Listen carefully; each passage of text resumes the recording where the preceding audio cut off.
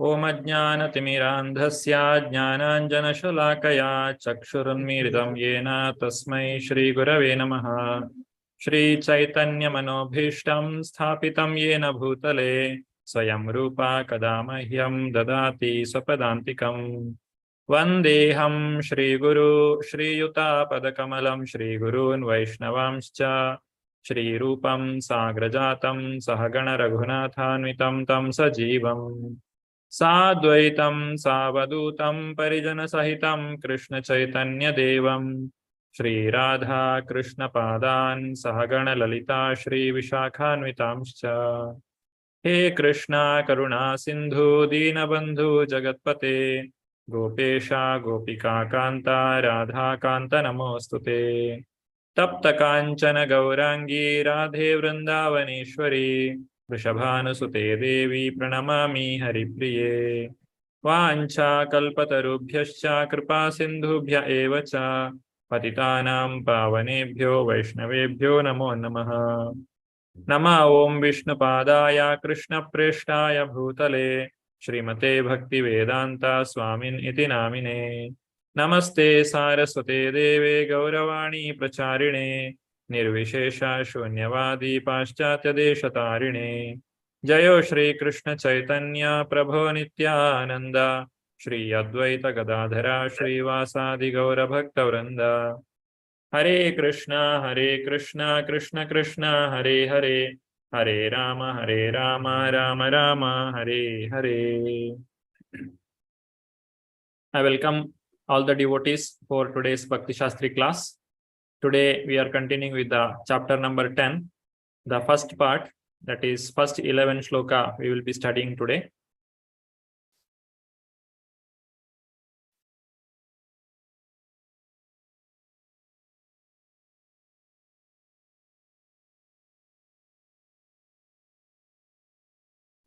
Shri Shri Radha Govind ki jai, Shri Shri Gaur Nitai ki jai, Srila Prabhupada ki jai. What we have done in the last class, the second part of Bhagavad 9th chapter, qualities and behavior of a Mahatma, giving some examples from Srila Prabhupada's life, and evaluation of the demigods, demigod worship, that is given in the 3rd, 7th, and 9th chapters.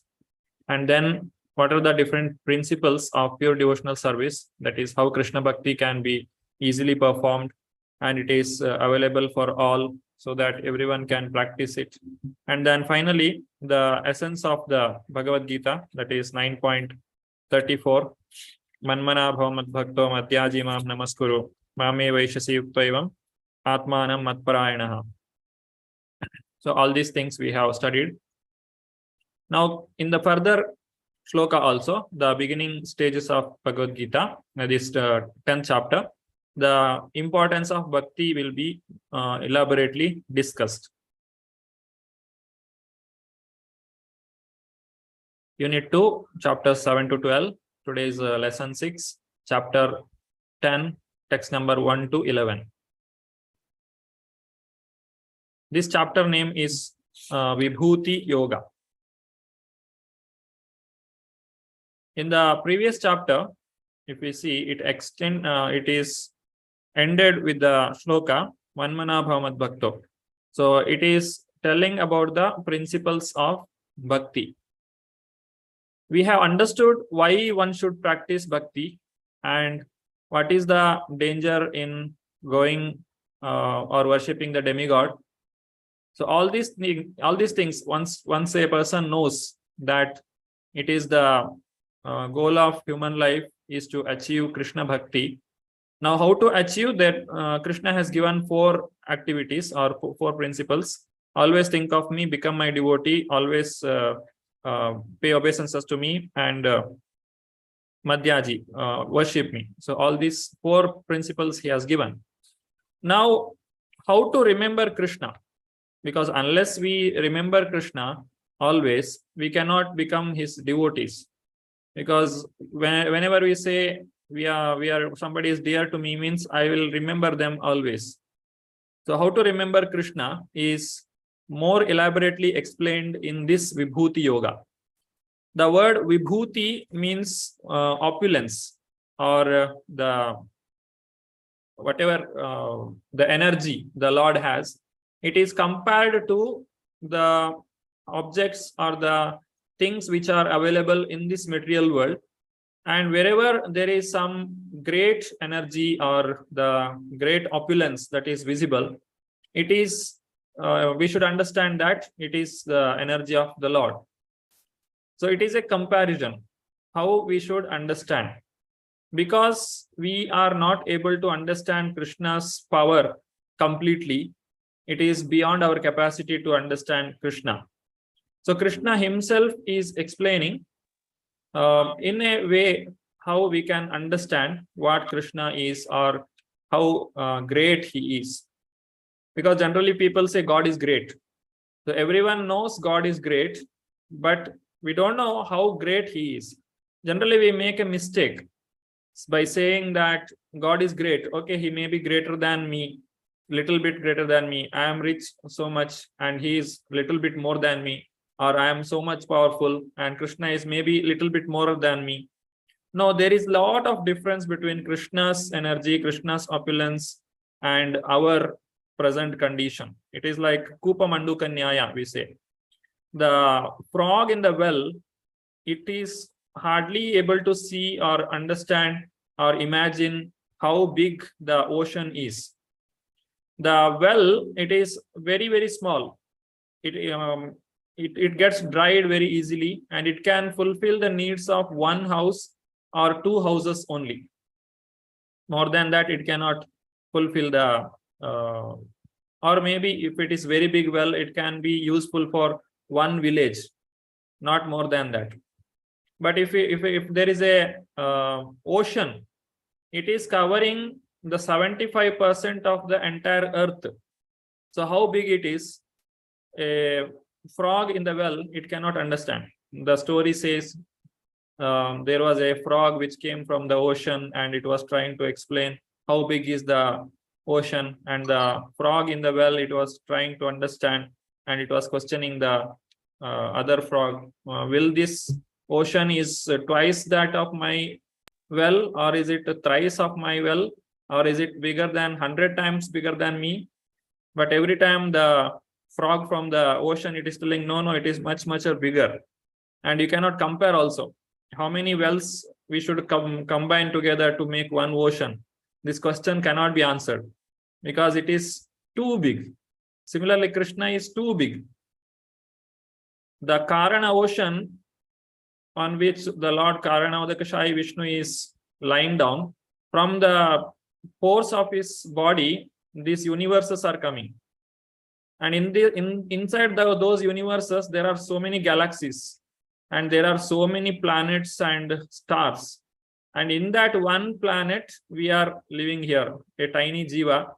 And if you see the entire view of the earth, we will not be visible, or either the house in which we stay, that also will not be visible. It will also be very small. It's just a dot.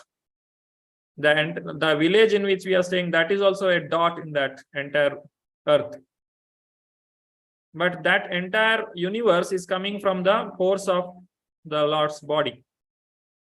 And the timings, the Brahma's lifetime, 311 trillion years, it is just like a half breathing time of Lord Krishna. When he exhales, these universes are coming out. When he inhales, these universes are going in. So that is the timing, the differences. So Krishna is the source of this Karanodakashaya Vishnu. The Vishnu form, the Karanodakashaya Vishnu, is an expansion. After so many expansions, this Karanodakashaya Vishnu is coming. First, Lord Krishna expands into Balarama, and Balarama expands into Pradyumna, Aniruddha, Vasudeva, Sankarshana. And again, from that Sankarshana, Narayana expands, and from that Narayana, then again Vasudeva, Sankarshana, Pradyumna, Aniruddha comes. And that from the second Sankarshana, the Karanodakashaya Vishnu is coming. So it is an expansion of expansion of expansion of expansion of Krishna. So Krishna is the original person. Yete chamshakala pumsa Krishnastu Bhagavan Swayam. Indrari Vyakulam Lokam Radayanti Yuge Yuge. So that is the position of Krishna. It is like we are not even like a small insect in front of the big sun. It is so big. So that's why Krishna himself is explaining how we can understand the opulence of Krishna. But we cannot just neglect or we cannot just ignore. Oh, Krishna is too big. I cannot understand. Okay, let me not understand. Just leave it like that. That is also not possible, because our perfection of life or our purpose of life is existing in understanding Krishna. Unless we understand Krishna or we try to understand Krishna, our spiritual life is incomplete. Unless we remember Krishna always, we are not going to go anywhere. So understanding Krishna, remembering Krishna, and once we understand the greatness of that person, we will automatically start worshipping him. This we can see even in the material world. Whenever a person sees another person who is much greater than him, then he will develop a kind of respect or a kind of reverence he will develop. So this is natural. When we say a person who is more powerful or one who is very expert in the field in which we are got our expertise, so there is a chance for getting more closeness to them, or we like them, we like to speak to them, or we want to have their association. All these things we can see. So by knowing Krishna, how great he is, how opulent he is, and also how closely related to me, how Krishna is closely related to me, even though he is so great. Just like in the material world, if somebody is very great or very rich or very famous, it is very difficult to get them. They'll be hardly they'll be available for anyone. But Krishna is present in each and every person's heart, and as soon as we start worshipping him, he will also start reciprocating. That is the unique position of Krishna. Ye yatha mam prapadyante tam stateva bhajamyaham.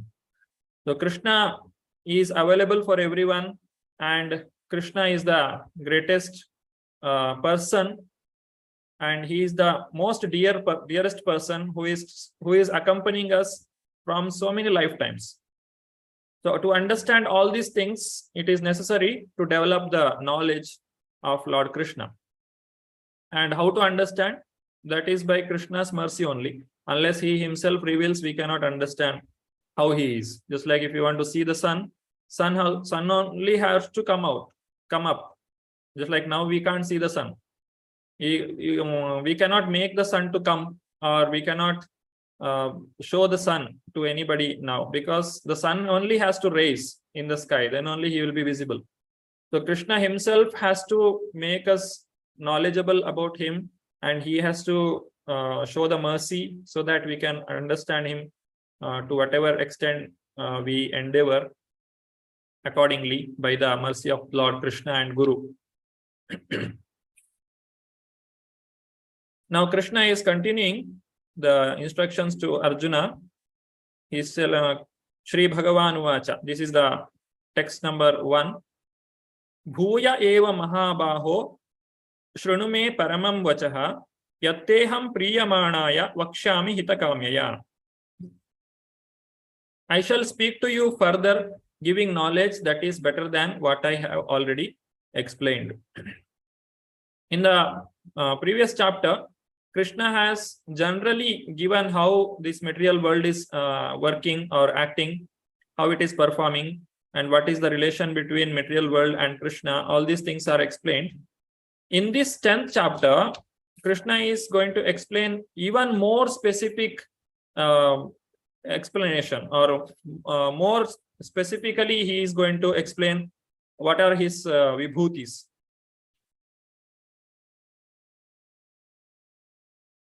So vibhuti means opulence, and vistara, or detailed explanation, he is going to give. Vibhuti yogaha.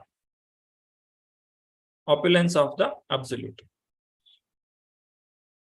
While Krishna was present on this earth, he displayed all 6 opulences. Therefore, great sages like Parashara Muni have all accepted Krishna as the Supreme Personality of Godhead.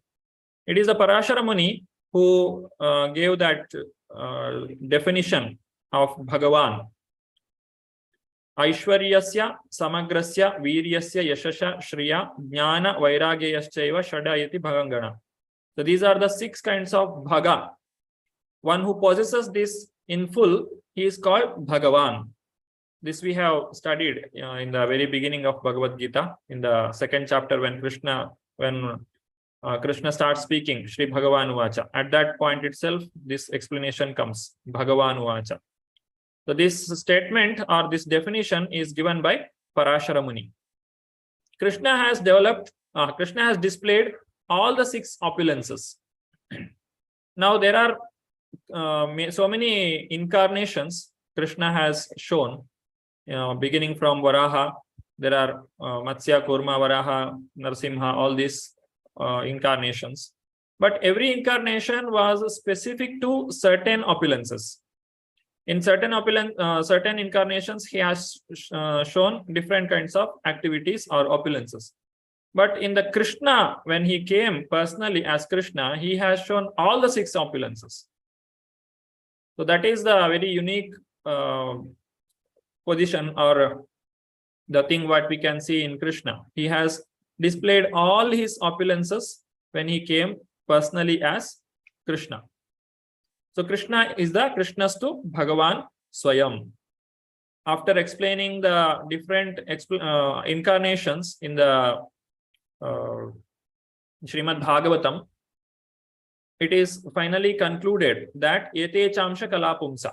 All these incarnations are either expansions, direct expansions, or expansions of the Lord Krishna. But this Krishna is the personal. Ete Chamsha Kalapumsa. Krishnastu Bhagavan Swayam. He is the Bhagavan. He is the original Bhagavan.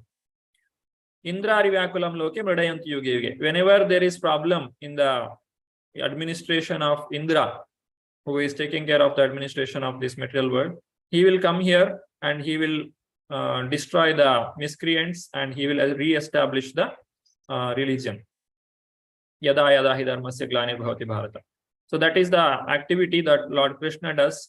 That is the external reason actually why he comes here. He wants to give opportunity for the fallen conditioned soul to go back to him, and he wants to take the give the association to the pure devotees that are those who are present in this world, so that and also to answer the prayers of pure devotees, he is coming here, and also he will destroy the miscreants. Previously, beginning with the 7th chapter, the Lord has already explained his different energies and how they are acting. Now, in this chapter, he explains his specific opulences to Arjuna.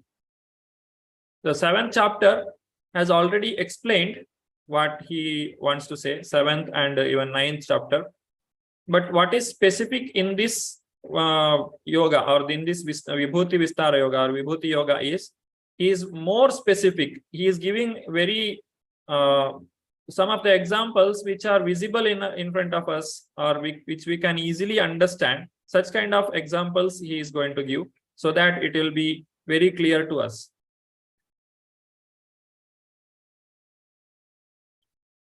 Now, before going to the actual point of discussion, Krishna is telling how rare it is to understand him or to get his opulences. Name vidu suragana prabhavamna maharshayaha ahamadirhi devana maharshinam cha sarvashaha. Neither the hosts of demigods nor the great sages know my origin or opulences. Krishna's opulences nobody can measure. His opulences are unlimited. His energies are unlimited. His glory is unlimited. Nobody can completely understand any of these things.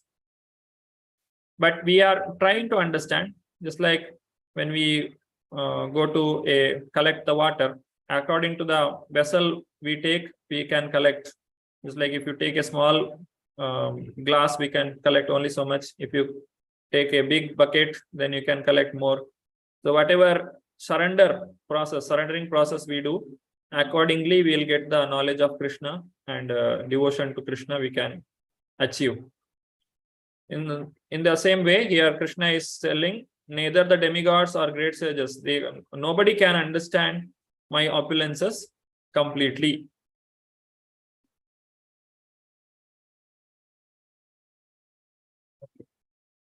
Puja Mataji, Hare Krishna, you can read. Hare Krishna Prabhuji, Dandavat Pranam.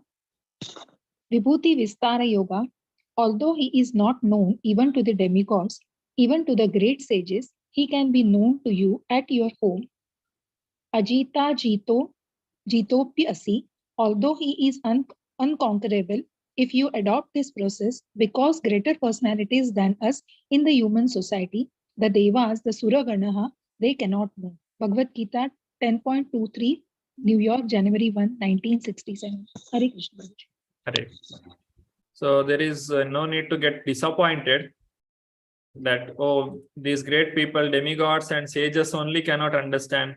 And where is the point in our understanding Krishna? We cannot understand. We also will not be able to understand. No, that is not the point. Anybody can understand Krishna to a certain extent, or whatever the Shastras reveal. Accordingly, we can understand the opulence of Krishna by the mercy of Guru and Krishna. Even being at home, Krishna is called Ajita. Ajita means unconquerable. So Krishna, nobody can conquer Krishna in any way, because in either in power or in knowledge or beauty, or in whatever way, if you see, Krishna has all these things in full. So nobody can conquer him or nobody can defeat him in this matter. But Krishna gets conquered voluntarily in the hands of his devotees, because he likes it. Whoever does unalloyed devotional service to him, they can capture Krishna. Otherwise, it is not possible. The yogis who are meditating in the forest, they will not be able to understand Krishna. But Yashoda, Mother Yashoda can easily catch Krishna, and she can tie him with a rope, because she has love for him and she is the pure devotee of Krishna. So that's how Krishna gets captured. That is, voluntarily he is getting captured in the hands of devotees. For that reason only, it is said that Krishna will give you anything except his bhakti. When we perform devotional service to Krishna, the devotion that we perform can give anything. If we are if we have any material desire, then those material desires gets fulfilled, rather than getting any benefit from the actual devotional service.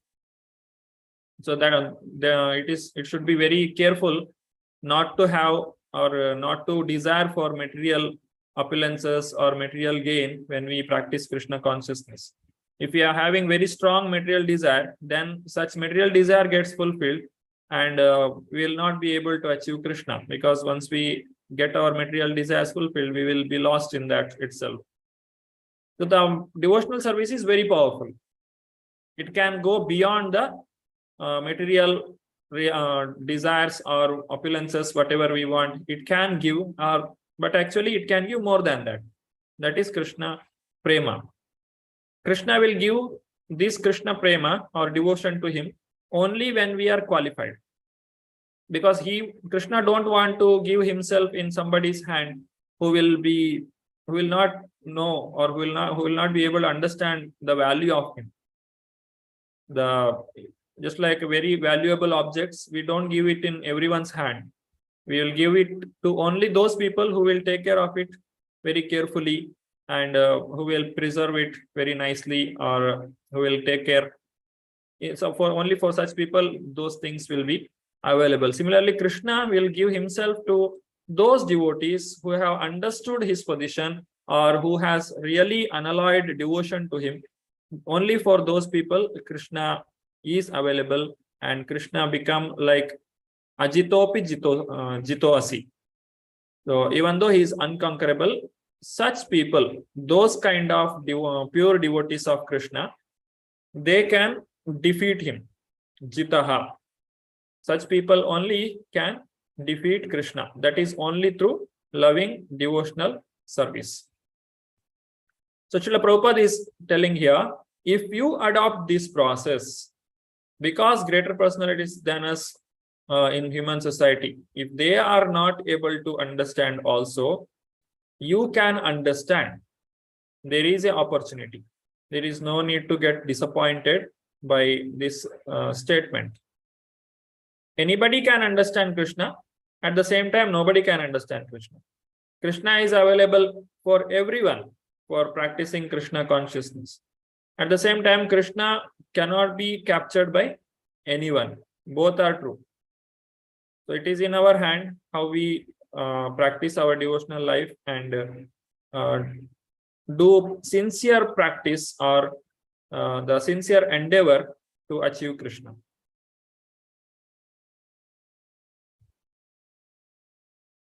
Archana Mataji. Hare Krishna Prabhuji.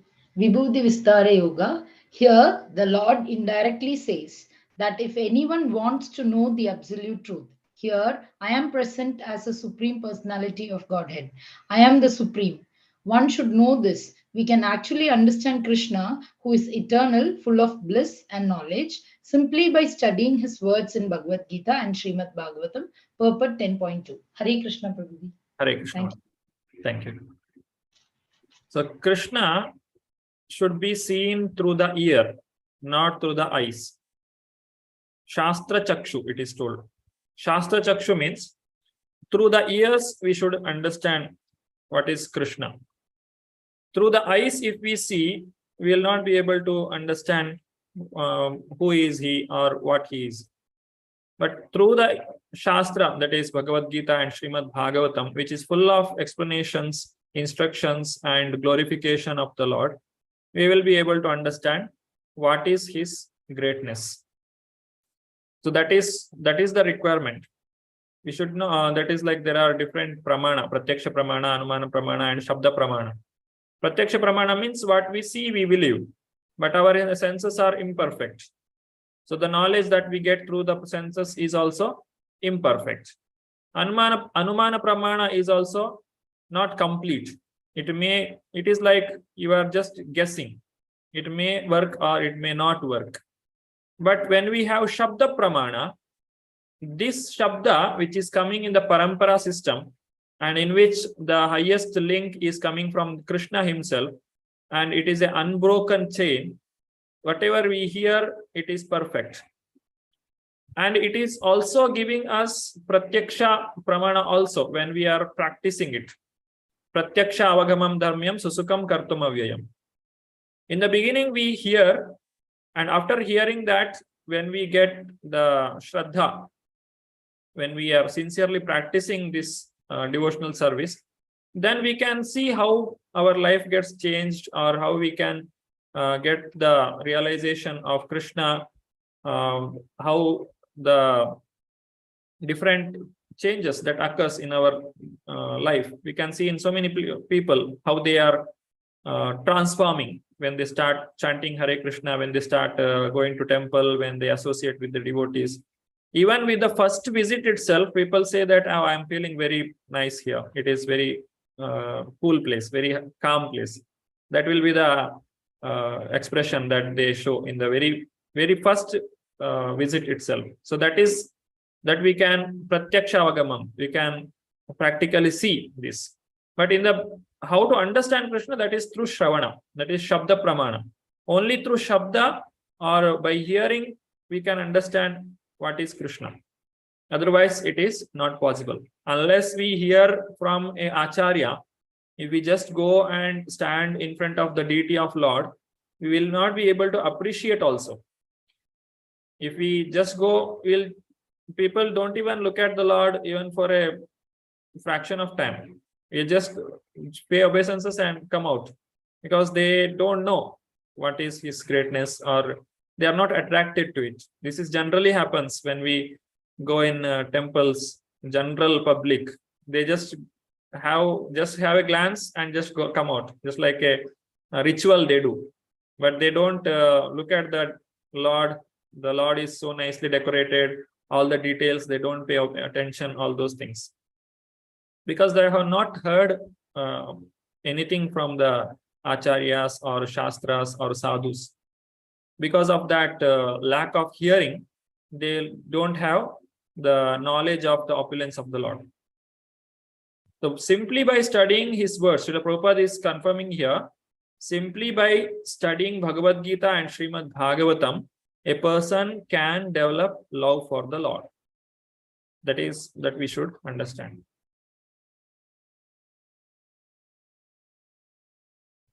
Anu Mataji. Hare Krishna Prabhuji. Everything flows from Krishna, 10.4 to 5. Now for one who wants to advance in Krishna consciousness, Krishna creates all these qualities, but the person develops them himself from within. One who engages in the devotional service of the Supreme Lord develops all the good qualities as arranged by the Supreme Lord. 10.4 to 5 purport. Hare Krishna Prabhuji. Hare Krishna. So here are different qualities that Krishna is explaining here. The text number 4 and 5.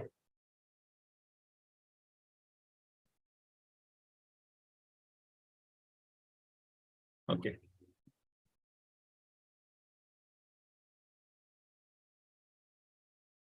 Buddhi jnanam asammoha kshama satyam dama shama sukham dukkham bhavo bhavo bhayam abhayam evacha ahimsa samata tushti tapodanam yasho ayashaha bhavanti bhava bhutanam matta eva pritagvidha.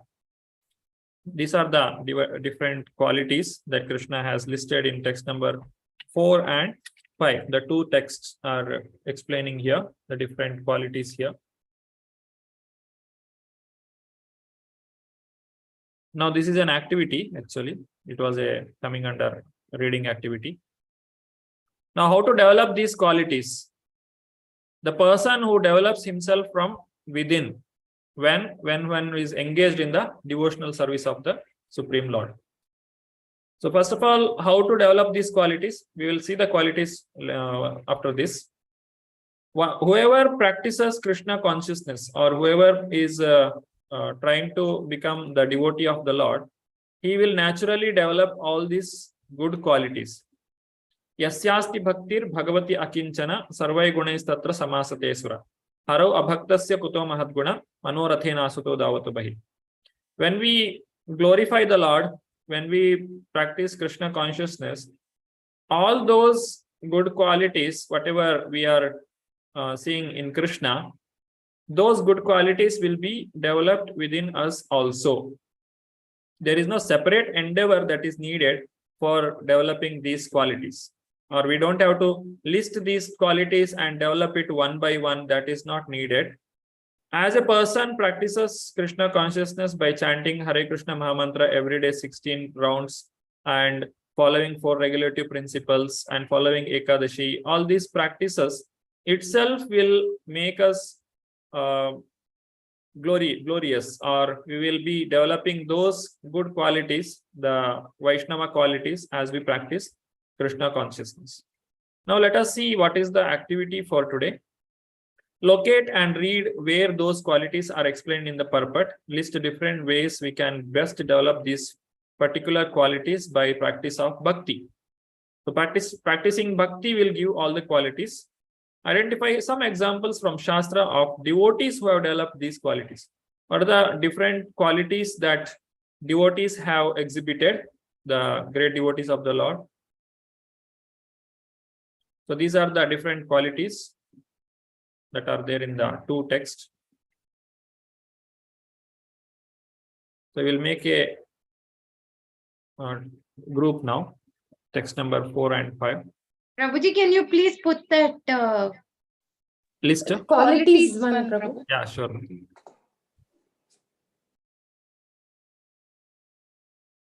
So there are 14 people now, 13 people now.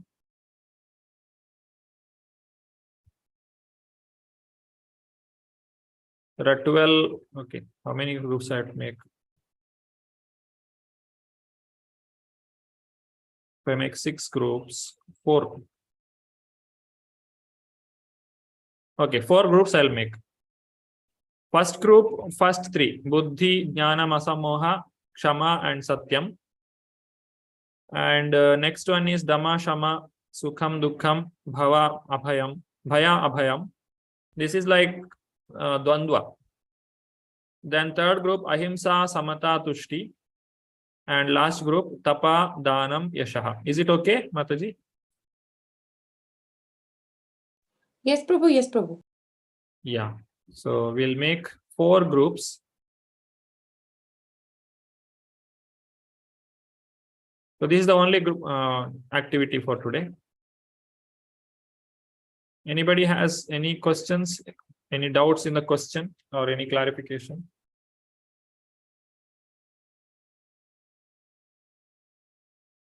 You have to list the qualities. That means it's already listed. You can just again name it. And then how these qualities are developing in a person when he is practicing bhakti, and also some examples of devotees who have shown these qualities. You can take the examples from Bhagavatam or different devotees examples you can take. Okay, if there is no doubts, then we'll start the activity now. You will get 5 minutes for discussion and 2 minutes for presentation.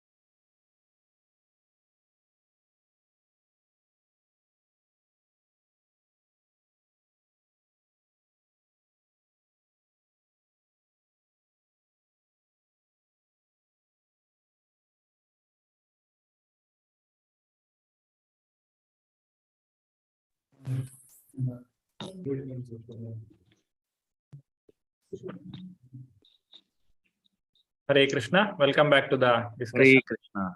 Hare Krishna. Hare Krishna. Hare Krishna. Hare Krishna. Yes, Archana Mataji, you can start. Hare Krishna, Prabhuji. I was from room 1. So we are telling about Buddhi, Jnanam, Asammoha, Shama, Satyam. So first one is Buddhi. Buddhi means knowledge, intelligence. So actually when we say knowledge, whatever knowledge we are getting from the world now, that is whatever engineering or whatever we are doing, is just what we are learning practically. But actual knowledge is the difference between the soul and the spirit and the material body. So one who is aware of that is said to be knowledgeable. So we can give an example of Vyasdev. We can give example of Prabhupada, Srila Prabhupada. They all are knowledgeable. They are good in buddhi. They are having buddhi. Next is jnanam. Jnanam means knowledge. Jnanam is knowledge. Here we are going to say actually buddhi. Buddhi is intelligence, the power to analyze in proper perspective, and jnanam is knowledge. For knowledge also we can give the example of jnanam. We can give example of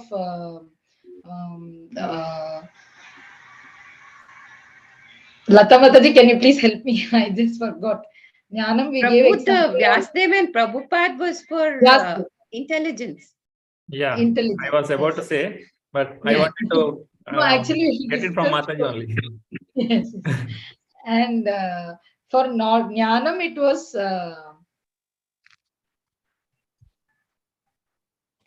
knowledge. For knowledge, it was we discussed. Yeah. For Jnanam, for knowledge, we thought Ambarish Maharaj, who is full of knowledge.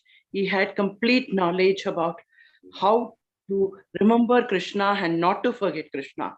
He was completely has that knowledge and is Manasa Vacha Karmana, everything. All his senses are devoted to the Lord. So he had that complete knowledge. So we thought that for knowledge, we can give Ambarish Maharaj as an example. Now you continue. Yes, Mataji. yes, Mataji. Asamoha also, Asamoha means it's freedom from doubt and delusion. For that, we took example of Dhruv Maharaj and Ambarish Maharaj. Ambarish Maharaj was sure that though he was cursed, I mean, he was being dictated by the Durvasa Muni. He was against, I mean, Durvasa Muni was like, he was against to give the curse to Ambarish Maharaja. He was strong. He was sure that God will definitely come, Krishna will definitely come to help him. So that was doubtless. He was free from doubt and all that. That is Asammoha. Then Shama, we can again take the example of Dhruv Maharaj here. He was patient. He was doing all these penance. He was waiting for God to come. Though he was a small baby, he was waiting for God to come. He was so confident that definitely he will come. And he was patient. Shama means patient. So he was patiently waiting for Lord to come and give him darshan. And Satyam is truthfulness. So we discussed Yudhishthir Maharaj and Yudhishthir Maharaj as an example, and Bhishma Dev also as an example. They had to struggle a lot to keep that truthfulness which they had. Even then, they did not go towards the false side. So we can take them as example. Hare Krishna, Prabhuji. Thank you, Mataji. Hare Krishna. Siddharth Prabhuji, Hare Krishna. Hare Krishna. Dandavat Hare- Pranam Prabhuji. Hare Krishna, Prabhu. So our is group 2 and our part is Damaha, Shamaha, Shukham, Dukkham, Bhava, Bhavo. So Damaha is control of senses, Shamaha is control of mind, Sukham is happiness, Dukkham is distress, Bhava is the sense of the body, and Abhava is basically conscious soul consciousness. So with this, we discuss that examples from various scriptures, and we have also read in many of the purports of Gita. The one personality who is fitting to Damaha, its control of senses, is Ambarisha Maharaja. We have heard that example where Durvasa Rishi was, totally fiery, and he was always in the mood of scolding and all that. But Ambarish Rishi, I mean, till the last moment, he was in his control of senses. And however, sometimes Durvasa Rishi was not able to control his sense. And second is Shamaha. Shamaha is control of mind. So here, the personality who came to our mind is Janaka, very stable personality, absolutely kind of samatha he has, as well as the control of mind always. And there are a lot of examples. Then Sukham, Dukkham, we've discussed a lot. Like who is the person in the Mahabharata story, in the story of Krishna, who has been part of a lot of dukkha, but he was still equanimous. I mean, he was maintaining equanimity, and he's the great personality Sudama, because he was absolute poverty and all that. Everything happened, but then, I mean, he was absolutely his mind was with the personality of Godhead, although he was his friend. So he's an example of epitome of Sukha Dukkham. And Bhava example is Arjun himself, because that's what we read in chapter 2, where initially he had the concept of bodily concept, and therefore he was so much distressed. And later on in the chapter 2, the whole science of soul was explained by Lord Krishna, and thereby he also he became an example of Bhava, and thereafter he took to fight. Hare Krishna. Hare Krishna, Prabhu. Thank you. Anu Mataji, Hare Krishna. Hare Krishna, Prabhuji. This was a joint effort. Ahimsa means that one should not do anything which creates anxiety in others by words or actions. And I will say, Srila Prabhupada is an example. He had so many obstacles in his life, but he maintained his attitude towards non-violence. And food also, which we eat, like the politicians say, in the name of economic development, meat industry is important, alcohol is important in lots of places because it gives money to the treasury. It should not be encouraged, and people should be trained. These things are not needed in society, and they should not be encouraged because they create anxiety in others, in families. And creating anxieties others is also a kind of violence, because you're disturbing their mind in such a way that it sometimes ahimsa is not just when you physically hit someone. It can also be when you hit people in mind. So when you are hitting them in mind by encouraging a society where eat, drink, and be merry is there, okay, still a certain limit. If you're having onion, garlic tea, coffees, it's okay. But the society is completely dependent on after 7 in the evening, they have to have their drinks, they have to have their chicken tikka. It should not be encouraged, so that human beings can realize their full potential and not be an animal civilization. The second thing will be freedom from attachment and aversion, both. All attachments favorable to Krishna consciousness should be there, and all detachment which take you away from Krishna consciousness should be there. Example is King Amrisha, and that is equanimity. To all dualities of life, we should be equipoised. Then Tusti example, I would say Yudhishthir Maharaj, when he prepared for Vanprastha, he had already prepared a successor for himself in form of Parikshit Maharaj, and he did not waste even a moment in leaving his kingdom as a king. He could have had more opulences, but when the time is right, one should be very satisfied and should leave our material attachments, but of course with a successor in place. Hare Krishna, Prabhuji. Hare Krishna Mataji. Thank you. Akhila Mataji. Prabhuji, even Puja Mataji will answer. Guruji, Puja Mataji will also answer. Yes, I am there, Yeah. Mataji. Hare Okay. Krishna. Yeah, please. First one is austerity. For austerity, we have taken Narada, Okay. and even Dhruva Maharaj also. Then charity, Prabhuji. For charity, Bali Chakravarti. Then fame. For fame, Prabhupada. And what about Pundlik? Is it applicable, Guruji? Pundlik. What is that? Pundlik, Guruji, is there Vitoba?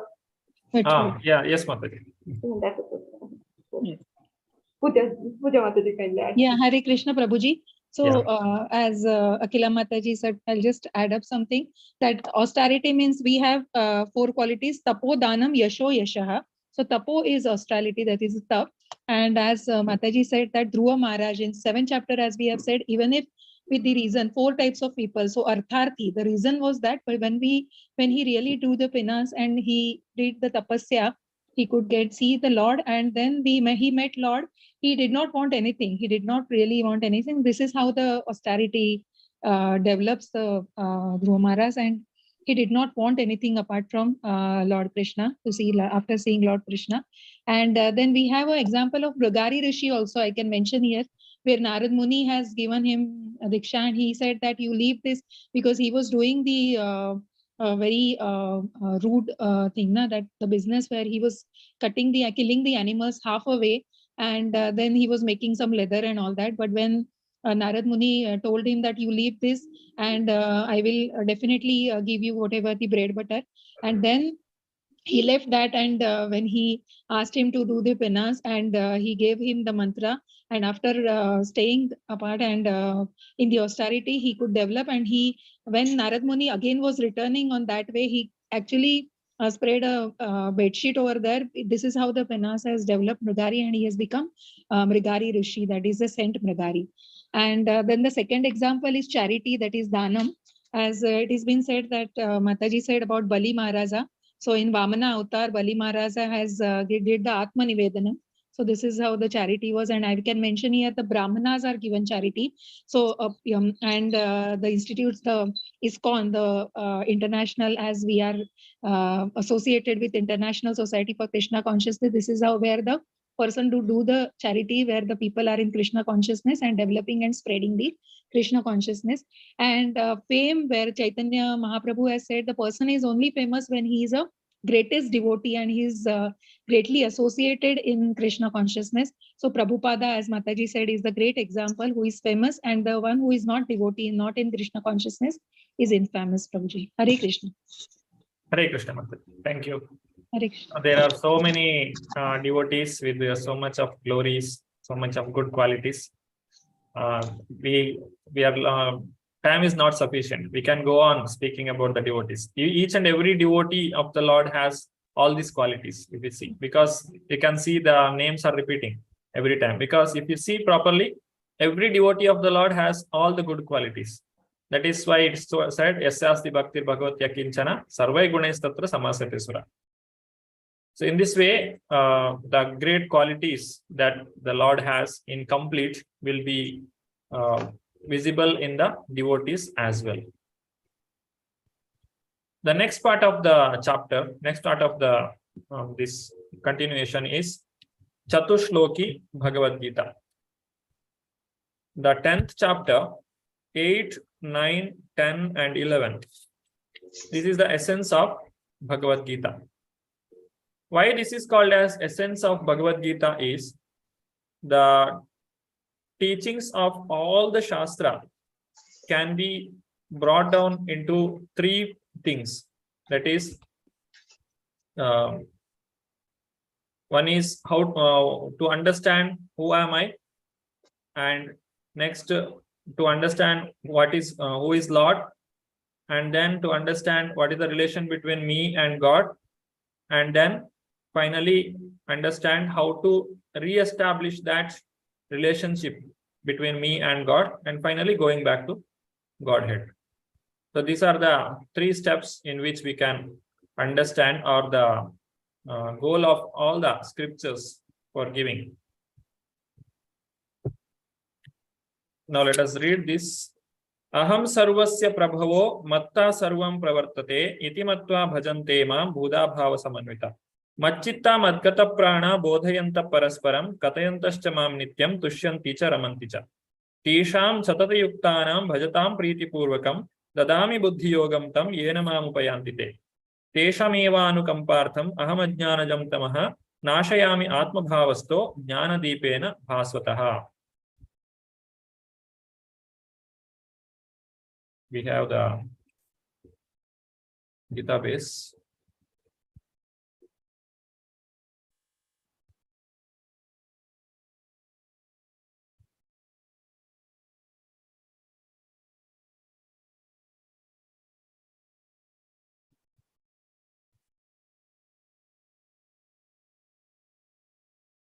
Let us see the meaning of this. This is 8th one. I am the source of all spiritual and material world. Everything emanates from me. The wise who perfectly know this engage in my devotional service and worship me with all their hearts. So that is the Sambandha Jnana. That means to understand who is the Lord. So Krishna is telling he is the source of all the spiritual and material world, and everything is coming from him. And one who understands this perfectly, he will engage in the devotion service of the Lord and he will worship him. So this is the Sambandha Jnana.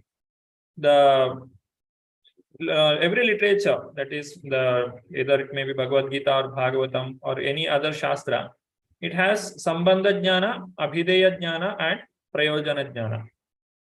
The Sambandha Jnana gives us knowledge about ourselves. That is, Bhagavad Gita is beginning with the knowledge of the soul. This is the something which is not available outside. We have big universities. We have so much of studies, researches are going on. But Prabhupada has asked one question to them. Do you have a section to understand the difference between body and soul? They don't have it. But that is the very beginnings of Bhagavad Gita study. Bhagavad Gita begins with the knowledge of the soul. And it establishes the presence of the soul. And it can be also proved by using the modern science, where people have analyzed out-of-body experience and past life experiences. This is already there, and so many cases are filed, and we can understand. Even without taking to the Shastra, even modern science also agrees that there is something called soul. And once we know that I am not this body, I am the soul, then there will be hundreds of questions arises in our mind. Because if I say, like, I think that I have this is my name and these are my relatives and I am staying in this place and I belong to this. But suddenly I come to know that these all are false, or these all are not permanent. There is something else. then the person will be having so many questions to ask. If I'm not this body, then who am I? If I'm the soul, then from where did I come? Why I am like this? What is the cause of my presence here? Why am I suffering? Who is giving me suffering? How to escape from this place? What is the purpose of my life? So all these things, questions will come. So to understand oneself to be the soul and to understand Krishna is the Supreme Personality of Godhead. This is the Sambandha Jnana and the relation between the two. How we are being maintained by the Lord. That is explained in the text number 8. Then next, once we understand Krishna, what we do? That is the Abhideya. How we have relation between the Lord and the soul. What is the relation? The thoughts of my pure devotees dwell in me. Their lives are fully devoted to my service, and they derive great satisfaction and bliss from always enlightening one another and conversing about me. Machitta matkata prana bodhayanta paraspara. This is the benefit of understanding Krishna. Why we should understand this Vibhuti of the Lord? It is to begin our devotional service to the Lord. Doing any activity with knowledge and without knowledge, it has a lot of difference. When we perform some activity like a ritual, it will have very little or very limited effect. But when we perform that activity knowingly or with the knowledge, it has great effect. This is true even when we are singing a Vaishnava Kirtan. If we are going through the purport of that Kirtan before we sing it, then we can sing meaningfully, or we can get the feelings of singing. Or if we are simply singing like a mechanical way, then it has very little effect. So knowingly performing some activity, it has a lot of effect on the person. When a person gets this knowledge, the Sambandha Jnana, who am I, who is Lord, and what is our relation, then he will actually perform these activities. That is Machitta Matkata Prana Bodhayanta Parasparam. Whenever a devotee gets some time, he will use that, he will utilize that time for glorifying the Lord, remembering the Lord, doing devotional service to the Lord. He will never waste a single moment of life, because he knows that the time is given by Krishna and it has to be used for service in the service of the Lord. Then what happens? This is from the devotee's side. When a devotee understands that Krishna is the Supreme, he begins the Abhideya. That is what we do for the Lord. Then the 10th one is telling what Krishna does for us. This is also Abhideya. To those who are constantly devoted to serving me with love, I give the understanding by which they can come to me. This is from Krishna's side. This devotional service or the love of Godhead, it is not one-sided. When we start worshipping the Lord starts reciprocating. So when a person starts serving the Lord, to whatever extent we have surrendered to the Lord, to the same extent Krishna also bestow his mercy. And he will give us realization. And when we chant the Hare Krishna Maha Mantra daily 16 rounds attentively, the greatest benefit is a person is convinced that he is not the body. He will feel that, or he will get the realization that I am the soul. Otherwise, whatever logic we may give for others, those who are not practicing Krishna consciousness, they will not be able to realize that I am not the body.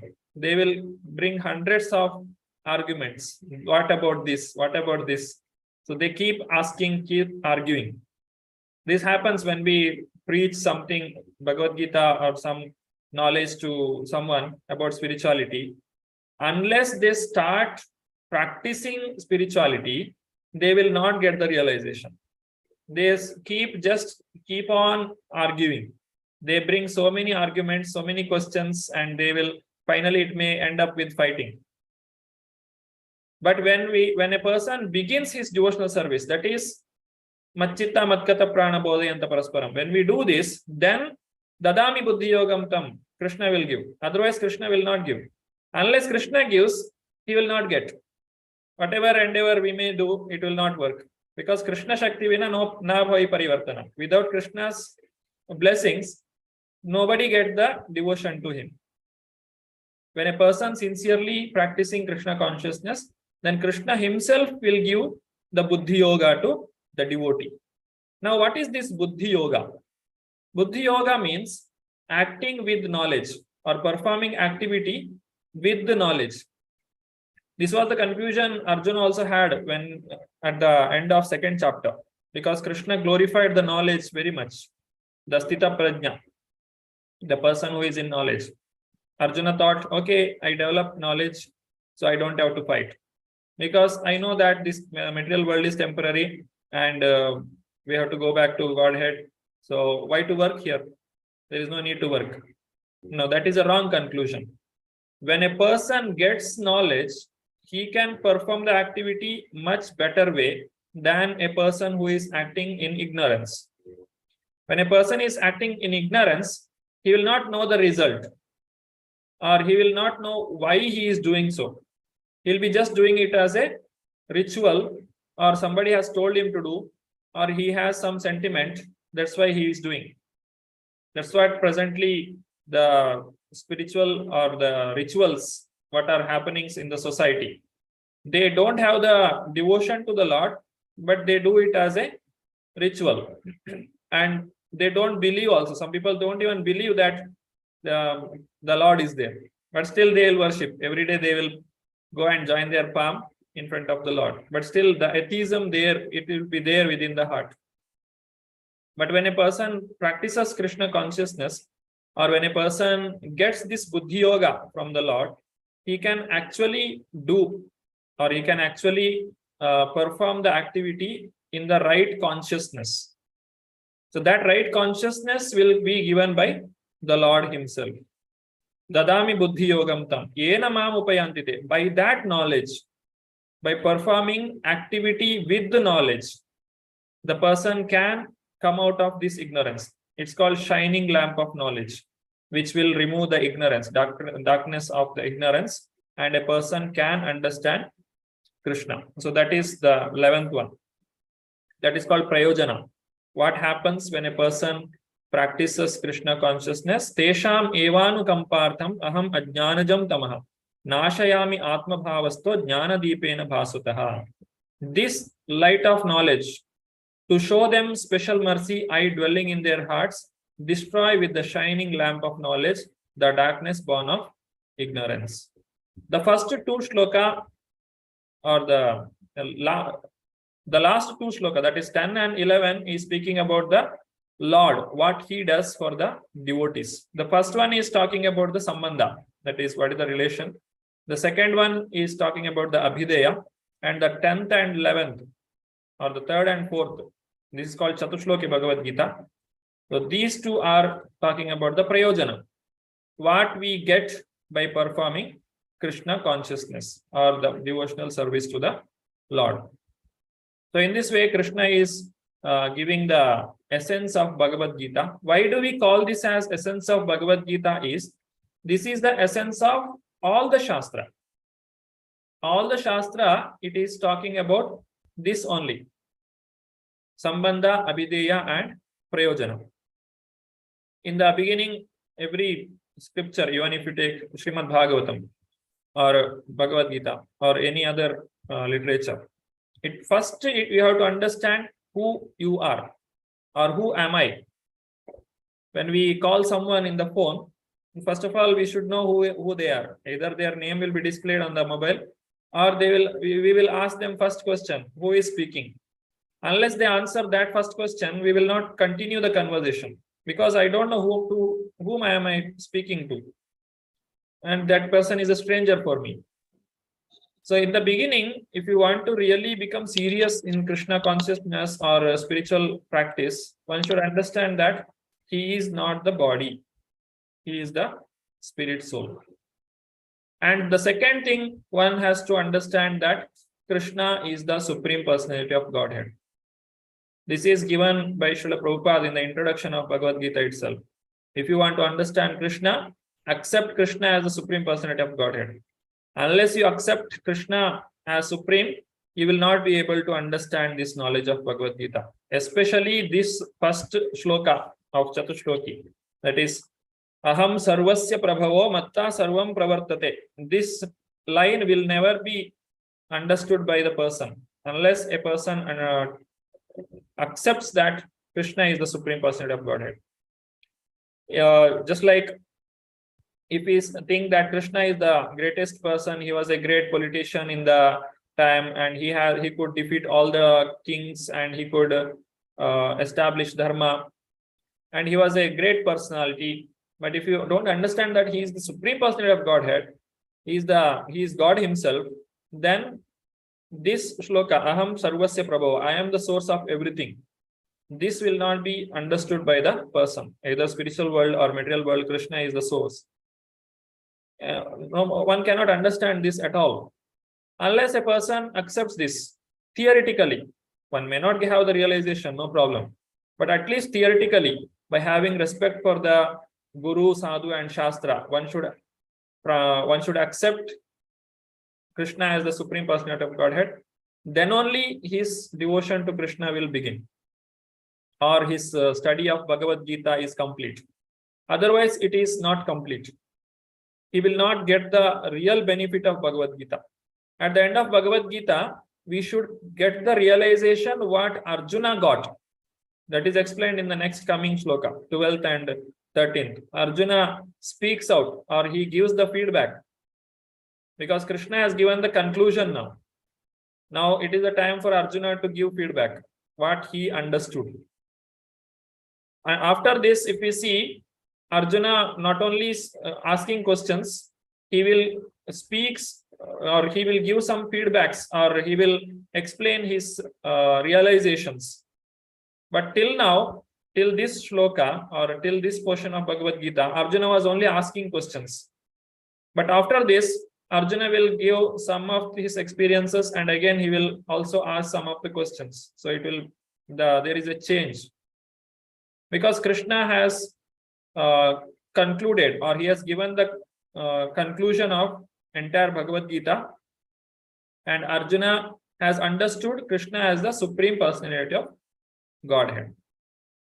Next, in the 11th chapter, Arjuna asks again to Krishna to show those opulences.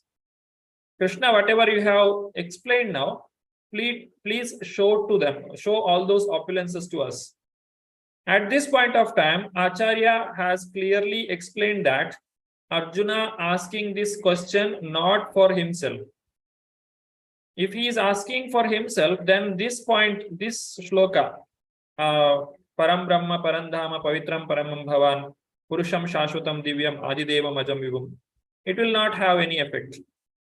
Because here itself, Arjuna has accepted Krishna as the Supreme Personality of Godhead, ultimate abode, purest, the absolute truth. You are the eternal, transcendental, original person, the unborn, greatest, all these things. So Arjuna has accepted Krishna as the Supreme Personality of Godhead. Now why he is asking? He just wants to show to the world that what is the position of Krishna, and if there is any imposter, whoever comes in the next, he will also have to show his Vishwarupa to prove that he is God. So in this way, a person has to understand who is he and who is God, and what is the relationship between two. Because when we understand I am the soul, then the natural question is, what is my source? It's like a person, he will understand that he is the society in which he is living, or in the family in which he is living, he doesn't belong to that. Then the immediate question becomes, is who is his real parents? Who is his father? Who is his mother? Similarly, when we are coming to this material world, we think that this is my family, these are my relatives, this is my place, I have born here, this all belongs to me. These all are ignorance. But when they come to know that this is not permanent, or this is not absolute truth, these all are relative. As long as I am there in this body, it is true. And as soon as I leave this body, it will not remain. then what is the truth? Then what is my origin? Or what is the cause of my bondage? So all these questions will arise. So these questions will be answered at the point of Abhideya, or in the Sambandha itself, where we'll understand what is the relation between us and Krishna. And once we understand Krishna, we will start worship. This happens automatically, because when we see a person who is the greatest, who is the unconquerable, who is our maintainer, naturally we feel worship for him, or we will feel reverence for him. The person will naturally starts worshipping that person, and that is Abhideya. And when we start doing this, Krishna will bestow his mercy, and there we get the prayojana. Prayojana means fine. Ultimate prayojana is going back to Godhead, and no more coming back. Yadgatva na nivartante tadhama paramama. In this way, we can make our life perfect, and this is the meaning of Chatushloki Bhagavad Gita. Chatushloki is a very famous concept, or the knowledge of study. We can read more about this from the Srila Prabhupada's purport, where he has explained very clearly what are the explanations for this Chatushloki. And different acharyas have given so many commentaries on this Chatushloki, 8, 9, 10, 11. From where this Chatushloki word came is, it comes from the Bhagavatam.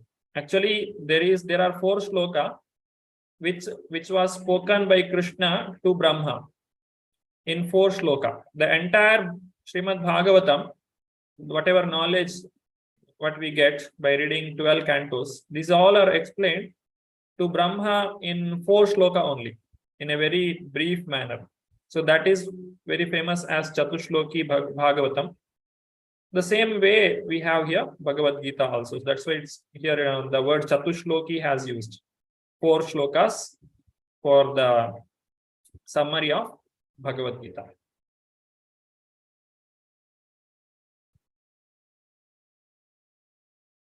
Okay, finally, let us hear from Srila Prabhupada.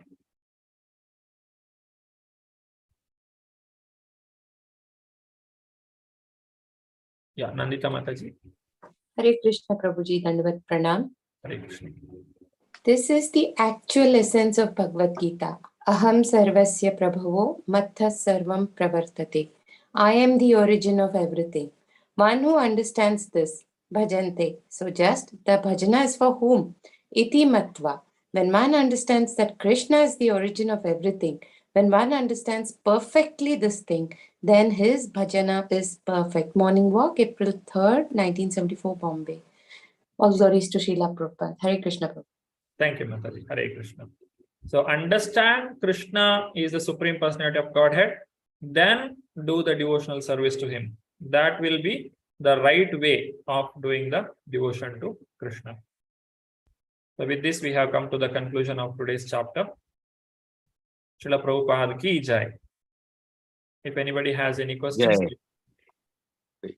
raise their hands and ask the questions. Hare Krishna.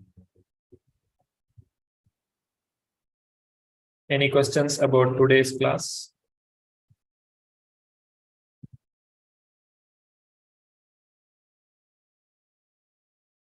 Yeah, Raghunath Prabhuji, Hare Krishna. Hare Krishna Prabhuji. Prabhuji, while reading this purport on Ahimsa, I found it refers only to the human body. Pardon? Ahimsa? Purport. Yeah. Ahimsa is they're referring only to the human body. No. How do you consider this, Prabhuji? Ahimsa is explained in 2 ways. One is not giving pain to other living entities, and also not giving pain to oneself. That means a person who is not taking the advantage of this human form of life and who is living like animal, one who is not elevating himself, that is also himsa for himself. That is possible only for human beings. Even after getting the body of a human being, if a person lives like animal, one who is not taking advantage of that human birth, then that is also himsa. That is, he is creating a incompatible situation for himself. Okay, Let me Prabhu. check it. Got it. Is it clear? Thank you, Prabhu. Yeah, fine. Thank you. Hare Krishna. Siddharth Prabhu, Hare Krishna. Hare Krishna. Hare Krishna, Prabhuji, Dandavat Pranam. Hare Krishna. Just about this three things, the last part rather, Sambandha, relationship is, I mean, I could understand. Prayojana, there is another usage of Prayojana, like we understood that Prayojana means necessity.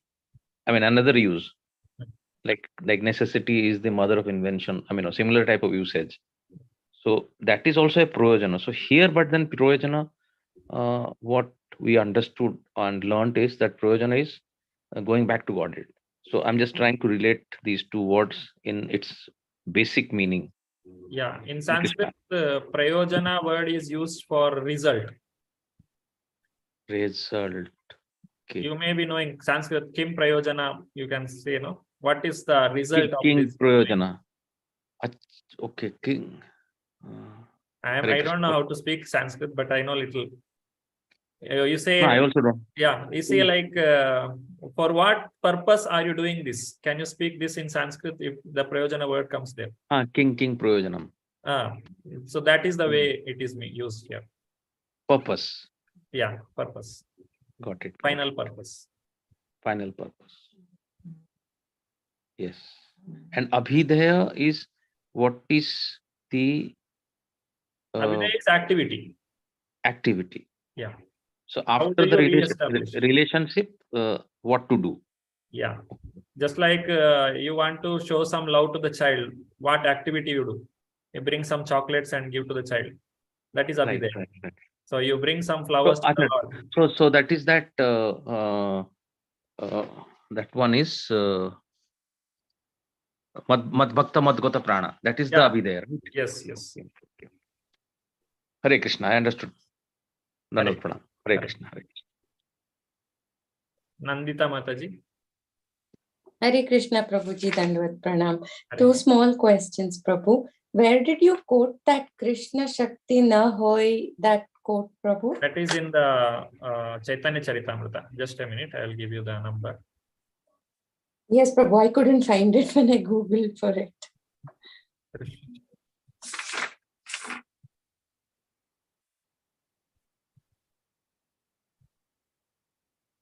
Antya Leela 7:11. Antya Leela. Just a minute. I'll Srimad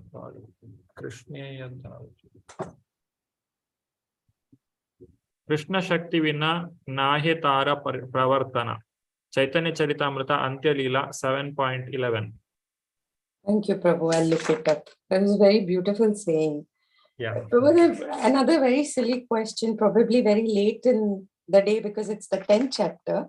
In 10.10, it says, first, when you when you're addicted to the fruits of activities, it's in Karma Yoga. When he knows that the goal is Krishna, but takes pleasure in mental speculations to understand Krishna, he's acting it in Jnana Yoga. So this is only a step towards Bhakti Yoga. It is not really a good step. Is it like that, Prabhu? Yeah, it is not the destiny. It is just a stepping stone. It is just But we need that stone. We need that step. Not necessarily. If you are fortunate enough to get the direct contact of the devotee, you can directly take to devotional service. Because small children show devotional these qualities, but they never went through this Jnana Yoga or Karma Yoga. They never speculated. The small children, they do very nice bhajans. They will have a lot of devotion to the Lord. Like Prahlad Maharaj. Yeah, that is direct. Like when Prahlad Maharaj got the association of Narad Muni, it is direct. They will never speculate. Just like when we read Prabhupada books, there is no question of speculation. Yes, this we can realize before coming in touch with Prabhupada's books. We'll have hundreds of questions and we'll be confused. But Prabhupada's, he is like directly striking the point. He will not have any doubts. But Prabhu, there's just one more question related to the books. Like, I'm just giving my example. When I read Science of Self-Realization 2 years ago, I understood zero. And it didn't make any sense to me. I tried it after a year. I gave it up after a few chapters. I progressed a little, but now it's making more sense. I mean, a little more sense. And I keep telling myself that you said we have to read it at least 8 times before we understand something. So I'm hoping my 4th time will be better. But it really needs a lot of understanding, Prabhu, at least for some of us like me. It should be read in the association of devotees, because these books are not, Prabhupada says these books are not written by me. These are Krishna's words.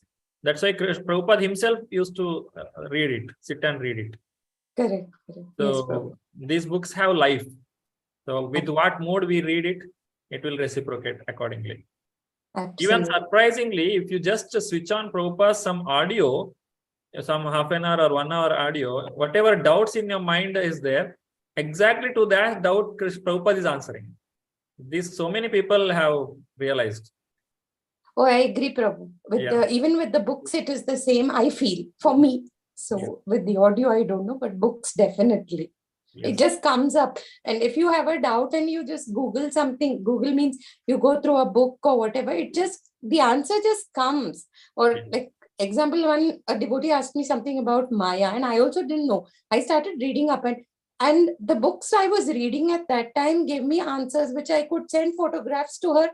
I mean, innumerable till she told me she understood, please stop. So it does happen. Very true. All glories to Srila Prabhupada. Hare Krishna, Prabhu. Thank you so much. Hare Krishna. Puja Mataji. Yeah, Hare Krishna Prabhu. The question related to Nandita Mataji's second thing, which she said, the paragraph which is when a person knows the goal of life but is addicted to the fruit of activities, that is Sakama Karmi, na Prabhuji, then? It is not Nishkama, na? Yeah, when he is attached to the result, he is Sakama. When he is not attached to the result, then it is Nishkama. Nishkama. Yes. Because in 3rd chapter and in 5th chapter, it says Karma Sannyasa is, Karma Yoga is greater than Karma Sannyasa. So where it says Nishkama Karma, na? Not Sakama. Yes, So yes. It goes like this. In the beginning, we do karma and we enjoy the result. Next, we will give some portion of the karma to the Lord. Then it will become Karma Yoga. That means we will give up the result.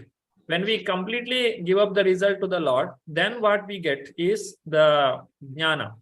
And what this jnana is, this we can see even in practically, those people who are very charitable or those who are doing social activities, they will have certain kind of knowledge that all these things are not permanent. Unless they have that feeling, they will not be able to do so much of good work in the society. So in this way, that knowledge comes, and this knowledge is the discriminative energy or discriminative power. We are able to understand what is temporary and what is permanent. What is this material world and what is spiritual world? That is the knowledge. And when a person gets that knowledge, he will start speculating. Is this knowledge, this is correct, that is correct? He will start reading so many books, or he will be searching for the knowledge. Or he will try to understand what is that jnana will come. That is jnana yoga. But if he is a fortunate person, if he comes in contact with a devotee, he will get the entire package of knowledge downloaded to his system. Then he will not have any doubts. But if he is not so fortunate, then he has to keep rotating. There are chances of getting into impersonalism or Mayavada, all these things. And if he gets into that, then it takes more time for him to come to the conclusion. But if he comes in touch with the pure devotees of the Lord, then he can make very fast progress, and he will understand that Krishna is the ultimate goal of life, and performing devotional service is the process. So then he'll come to the devotional life. But for certain people, if they are very fortunate, even without going through this Karma Yoga and Jnana Yoga, they will directly come to Bhakti Yoga. That is because the pure devotees of the Lord will be preaching this Krishna consciousness all the places. But people will not understand the importance. They will not take to it. It is just like something if we give free, people will not appreciate it. They will not be able to understand its value. But if you compare to the people who are performing other activities like karma kanda, those people who do the yajna and all, they have to sit in that smoke in front of yajna. We see the yaga, that homa they do. You can't spend some 15 minutes there, and sitting below the fan and with so much of aram, we just chant Hare Krishna. You will get millions of times more benefits than that.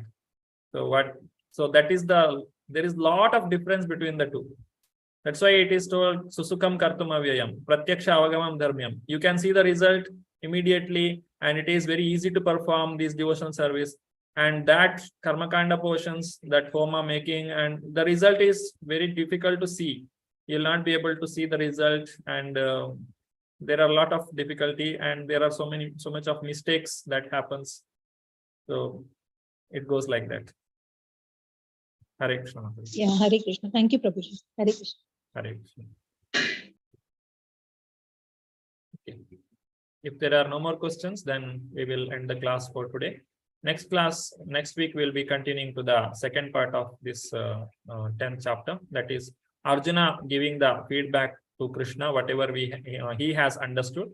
And whatever Arjuna understood, that should be our conclusion also. If not, our reading of Bhagavad Gita is not complete.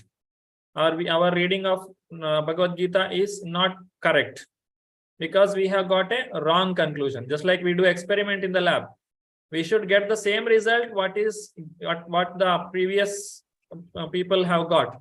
If not, there is something wrong, then you have to recheck it. Okay, so that we will be discussing in the next week. I thank all the devotees for coming for today's class and actively participating in all the activities.